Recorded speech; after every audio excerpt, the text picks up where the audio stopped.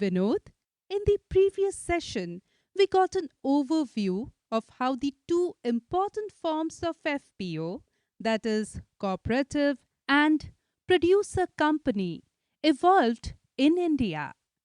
Now, in this session, we will try to understand about the cooperative forms of FPOs in detail. Vinod, as we have discussed in the previous session, cooperative society and producer companies are two important forms of FPOs. Cooperative society is considered as an old form of FPO, whereas FPC is a newer concept. Cooperative society has been promoted at a large scale in India. The promotion of cooperative societies started with the enactment of the Cooperative Society Credit Act 1904.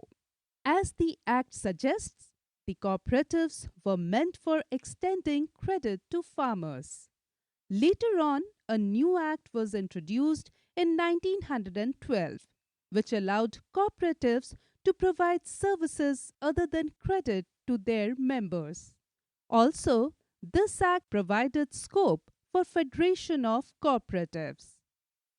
As per the International Cooperative Alliance (ICA), a cooperative is an autonomous association of persons united voluntarily to meet their common economic, social, cultural needs and aspirations through a jointly owned and democratically controlled enterprise. Vinod, producer cooperatives consist of producers as its members and provide them various services such as input, credit, processing, marketing, etc. The key cooperatives' values are self-help, self-responsibility, democracy, equality, equity, and solidarity. Along with these values, there are 7 principles of cooperatives. These includes voluntary and open membership, democratic member control, economic participation by members, autonomy and independence, education, training, and information dissemination, cooperation among cooperatives, concern for community. Cooperative members believe in the ethical values of honesty, openness, social responsibility, and caring for others. Good to know that. What is the legal framework for cooperatives in the country? Vinod, as you know, India is a union of states, and as such, the legal framework for cooperatives follows this division. Cooperative is a state subject, but the multi state spread of some cooperatives led to the enactment of cooperative laws by the central government. However, for all practical purposes, most producer cooperatives are covered under the respective state laws. Vinod, a cooperative is a business organization registered under the provision of state cooperative acts, which are largely similar in design across the states. A cooperative has the primary object of promoting the economic interest of its members. The objective and functioning of the cooperative are governed by a set of norms and rules called bylaws. These bylaws need to be within the ambit of prevailing laws of the land. Okay, Sarla. Please tell me how many farmers or producers can form a cooperative? Good question, Vinod. As I told you earlier, in our country, cooperatives are registered under state acts and central acts. Therefore, before going for registration of FPO under cooperative form, we should study the act of the state. If we want it to be registered under the Multi State Cooperative Act, then we should follow the rules given under the Central Act. For example, under Multi-State Cooperative Society Act, minimum of 50 individual members from each state are required for registration. In case of institutional members, at least one cooperative society from each state should be included. In case of registration under the State Act, at least 20 members from different families are required in the state of Madhya Pradesh. In the case of Rajasthan, 15 members are required for forming a cooperative. Thank you, Sarla. It means that we have to follow the Act and rules of our respective state for registration of FPO as a cooperative. Vinod, one more important aspect is that we should read the Act thoroughly before preparing the bylaws of our cooperative. This will define the way our cooperative will function and undertake agri-business operations. Sarla, can you tell me further about the different kind of activities that can be taken up by cooperatives?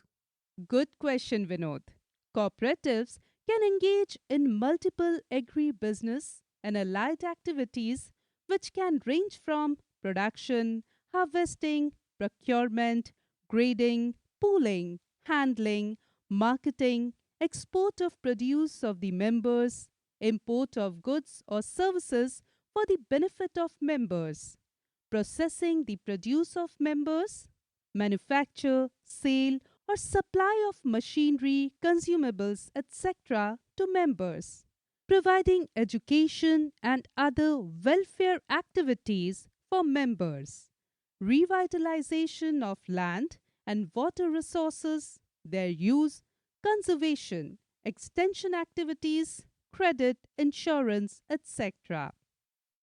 Please explain how the governance structure of the cooperative works. To understand this better, let's talk about the key pillars of a cooperative and their interrelations.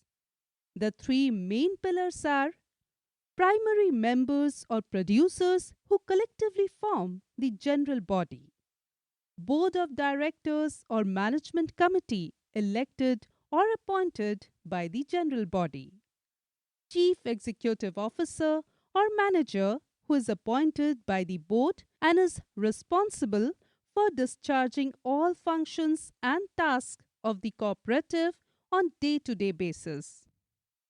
In addition to this, registrar of cooperative also have an important role in the registration as well as in providing oversight to the cooperative. General body. All the primary members together form the general body. It can make amendments to the bylaws and seek approval of the same from the registering authority of the cooperative. General body is the supreme decision-making body that gives strategic guidance to the board and management of cooperative. They also review the activities from time to time and ensure overall accountability. Board of Directors or Management Committee. Primary members directly elect or select members for the formation of the board or management committee or the board of directors of the cooperative. The number of directors in the board will be as per the bylaws of the cooperative. The management committee remains accountable to general body. The management committee provides strategic guidance to secretary or staff and supervises their activity. CEO or manager. The board of directors or management committee appoints the CEO or manager and other staff members for planning and execution of day-to-day activities of cooperative. This is done as per the law of their respective state. With the growth of business activities of cooperative, functional committees such as production committee, processing committee, marketing committee, etc. are constituted by the management committee under the leadership of same board of directors to speed up decision making for planning and execution of specific tasks. The management committee and the manager or secretary both takes instructions and approval for all their activities from the general body. This provides a platform to all the member farmers to take part in the decision making process of the cooperative. Vinod, we have come to the end of this session. Can you please summarize the learnings? In short, cooperatives are member centered enterprises owned, controlled, and run by and for their members to realize their common economic, social, and cultural needs and aspirations.